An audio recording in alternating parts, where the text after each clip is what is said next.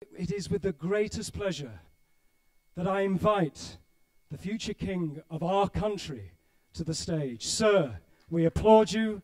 Sir, thank you for joining us. His Highness, the Prince of Wales.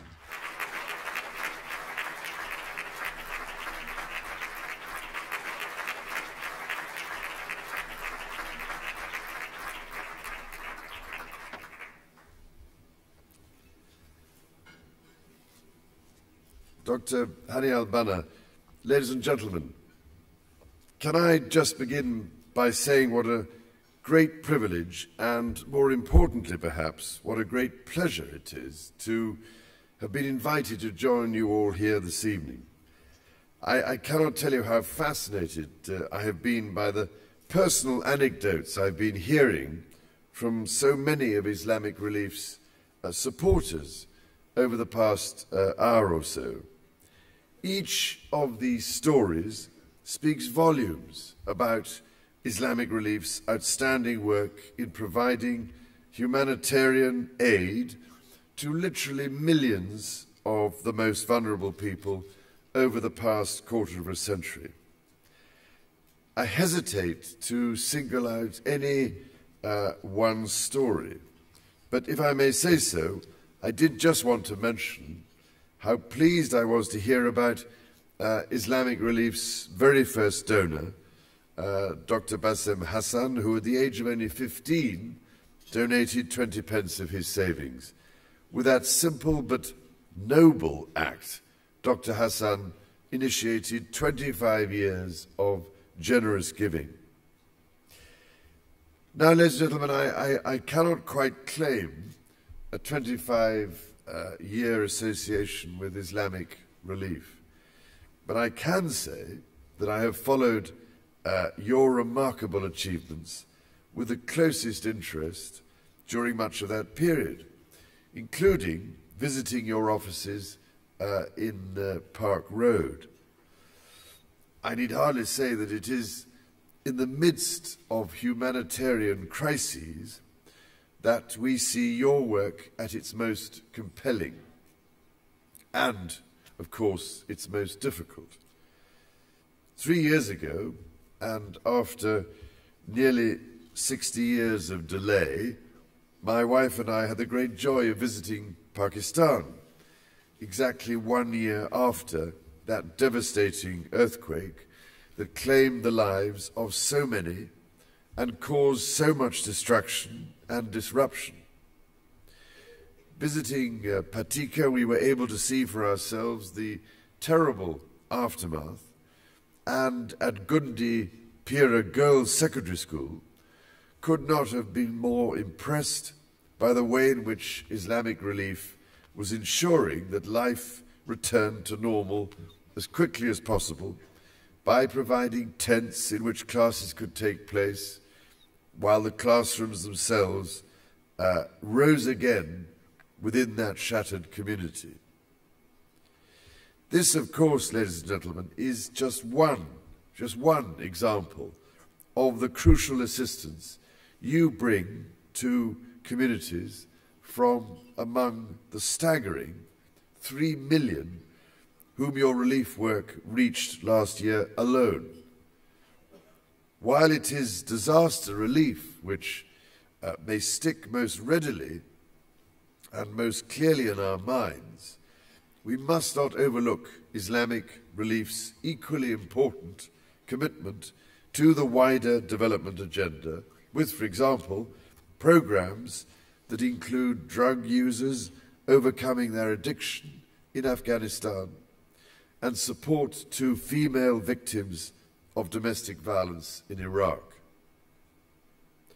Nor, indeed, must we forget the outstanding way in which Islamic Relief works as part of a network of international NGOs, including the United Nations, the British Red Cross, of which I am enormously proud to be president, Christian Aid, and CAFOD, to name but a few.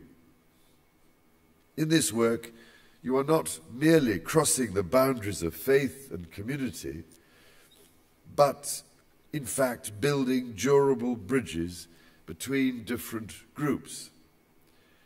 I know that only last year, for example, Islamic Relief united with Christian Aid and World Jewish Relief in Cambridge to discuss how British faith-based communities could collaborate to tackle poverty. It is hard to overstate the importance of such contacts. As long ago as 1993, in a speech entitled Islam and the West, which I gave at the other great seat of learning, Oxford University, I recall observing that the links between these two worlds matter more today than ever before, because the degree of misunderstanding between the Islamic and Western worlds remains dangerously high, and because the need for the two to live together in our increasingly interdependent world has never been greater. I can only salute those who work so tirelessly to build such bridges. Ladies and gentlemen, Islamic Relief's fine achievements bear witness to the energy, dynamism, and selflessness of our British Muslim community.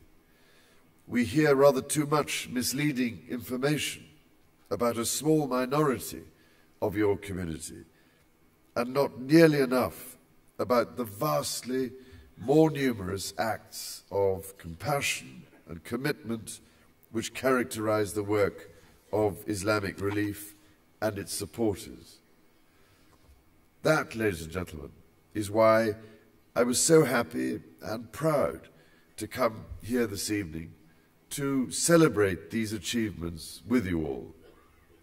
And it is why, in 2008, I was so delighted when Islamic Relief received the annual international award from Mosaic, an organization I founded a little over 2 years ago to provide mentoring for younger, disadvantaged members of our Muslim community, and which now has reached a remarkable 10,000 young people. I can only say how delighted I would be if we could find further synergies with the work of my Prince's Charities, and look forward to discussing this further with Mr. Salah Saeed and others. Now, I, for one, am acutely conscious that none of Islamic Relief's achievements would have been possible without the vision, passion, and sheer dedication of a truly extraordinary and remarkable man, Dr. Hani El-Banna.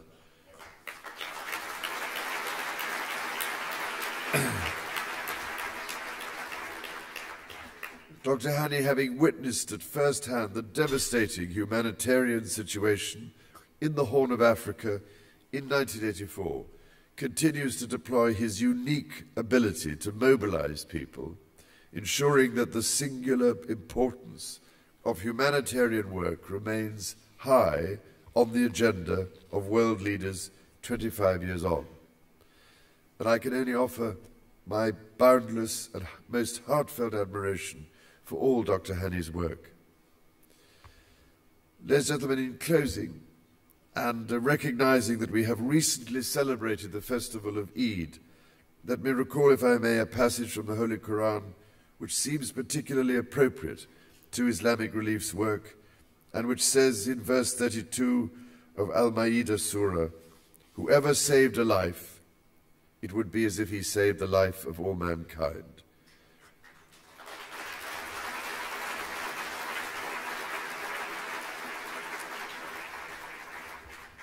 Thank you, ladies and gentlemen, for saving and transforming so many lives over the past 25 years.